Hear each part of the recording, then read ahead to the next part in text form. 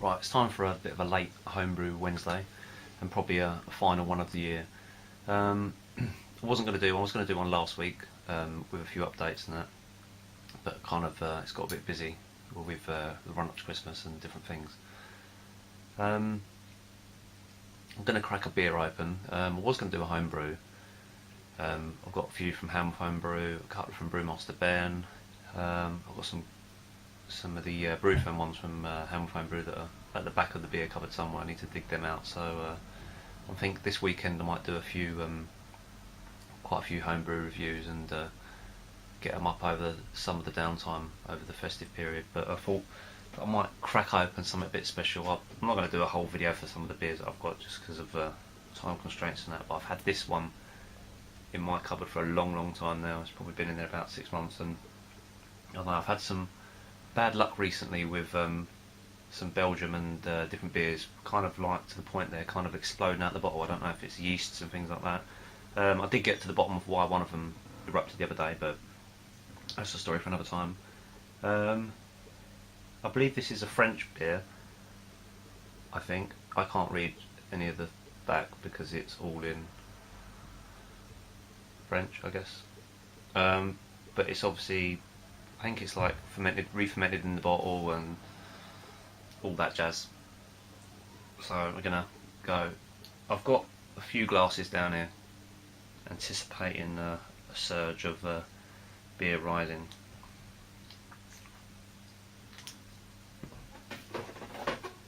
Probably should have done this prior to putting the camera on, but hey, could make for an interesting video. Let's try and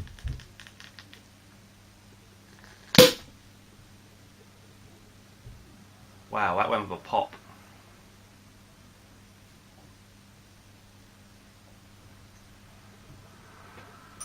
The bottle's quite cool. It's like almost like a earthenware, stony type bottle.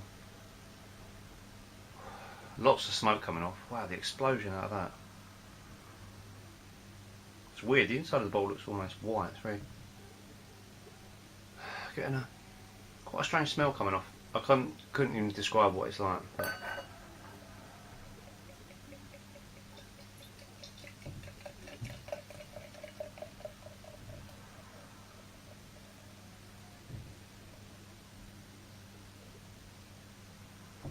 right, gonna be very funky. I think that massive explosion kicked up a shed load of crap from the bottom. So it's like a snowstorm in there. Very apt for this time of year, I guess. It's very yeasty and funky on the nose.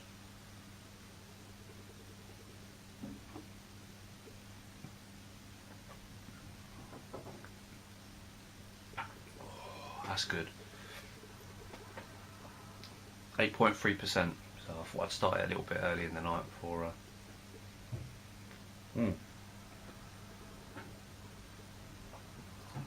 That's lovely. Almost a bit orangey and grapefruity on the mouth, on the taste rather. Sorry. Right. Anyway, back to homebrew. The past few brews that I did 2 brew in the bags, and to me I didn't think they went very well at all. I thought at the end of the pot I had like a lot of protein, a lot of crap left in the pot and that, and after doing a few sort of things on the forums, and I realised that one of the main reasons that I seem to get a lot of crap in the pot at the end is when I've done boils, full boils in my bigger boiler, having the hops loose in there, when they hit the filter, they're kind of acting as another filter for all the other little bits of protein. They've all stuck together from chilling down and that. But obviously when you're either siphoning out the small pot, or the actual kit I got with said to just pour it straight through like a colander or a sieve through the hop bag. But doing that, you seem to get a whole heap load. I've read various things that say that it don't matter to have a certain amount of that brake material in there because the yeast feed off it and that. I don't know how true that is, but surely having too much of it in there can't be a good thing. So I kind of just wrote off both them beers thinking they'd be quite crap and that. And early tasting, the first tasting I had of the stout wasn't great at all. It just tasted very flat. It was a bit nothing to it.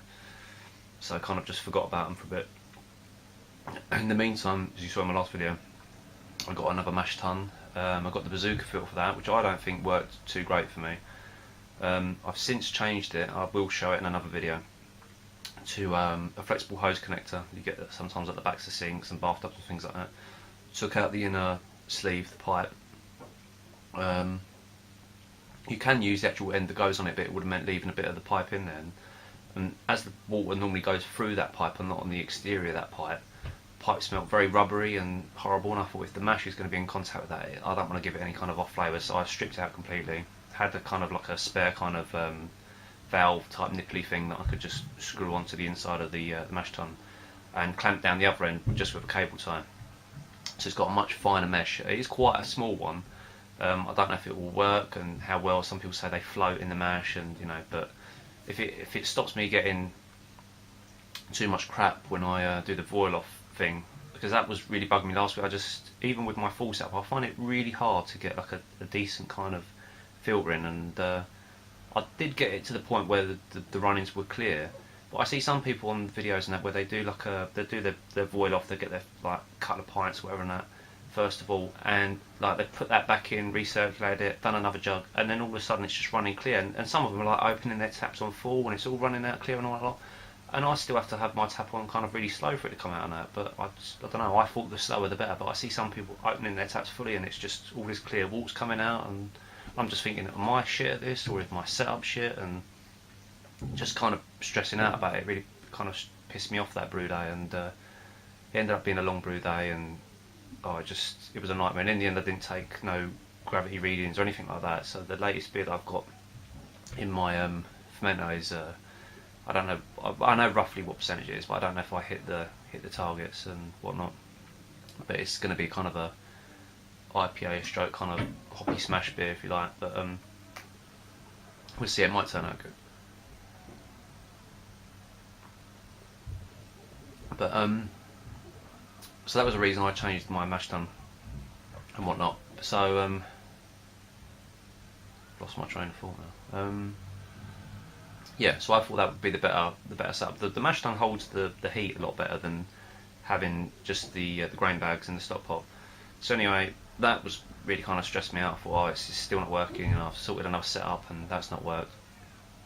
And then 2 more sort of weeks down the line after doing that, I got one of the bitters down from the loft, brought them back into the warm, and that thought they might kind of recarbonate that and the stout. And the stout was much better, but it was just amazing. It was so much better. It's only like about 4%, 4.5% on that, but it's not got a massive kind of head on it, but it's got just the right amount of head on it. Can taste all the bitterness of it and that, and it tastes better than any pint of Guinness you can get in the pub, that's for sure. And then the second kit that I did, or rather my own recipe, I used the brew in the bag kit that I got, the grain bags and whatnot, and just used some Maris Otter.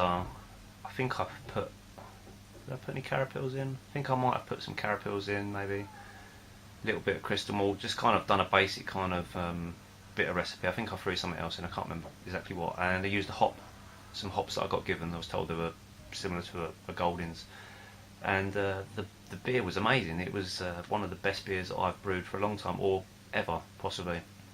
And then the reason being, I think for me, was that one, the recipe was my own. I just kind of knocked it together on Beersmith. It wasn't anything too complex, but you know, I like to think that it had my own stamp on it.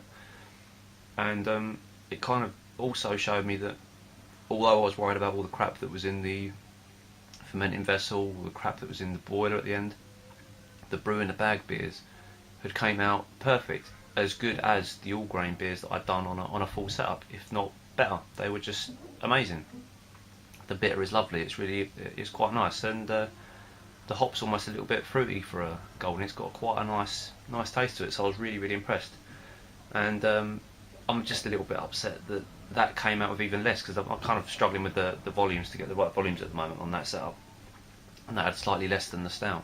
But it's made me appreciate it a whole lot more, and kind of realise that it really doesn't matter what setup you've got, whether you're doing kits or on a full system, you know, whether it's like fully automated, and that you can make good beer and you can make bad beer. And when you do make the good beer and it's your own recipe, it's much more rewarding than any shop bought beer you can ever buy, because it's something that you've done and you've created.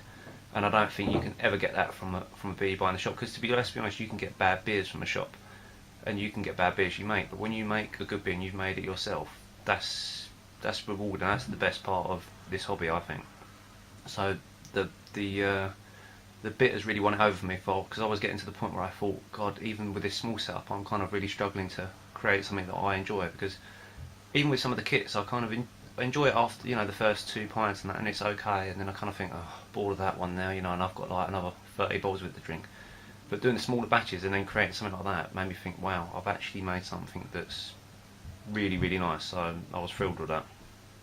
So yeah, that's just my main point, I think, for this year, is that don't worry about what equipment you have. Don't worry about. I mean, Hammerphone Brew kept saying to me, "Don't worry, it will turn out fine," and that, and he was right. I think half the time, I think I worry far too much. I think I don't think it's hard to make good beer, or it's hard to make beer. It's good, it'll be good in your eyes at the end of the day because you've made it. I don't think it's particularly, difficult to make something that's really, really good to drink. So yeah, I think that should be like, a good thing for a lot of people, even people that haven't even done all grain yet, that you can, make it on a small scale. You can do it on your stovetop. You could steep some grains. You can end up making a better beer than you ever get in the shop. I think that's all I've got to say, really. Have a good Christmas, and cheers to everyone else, and I'll see you in the new year.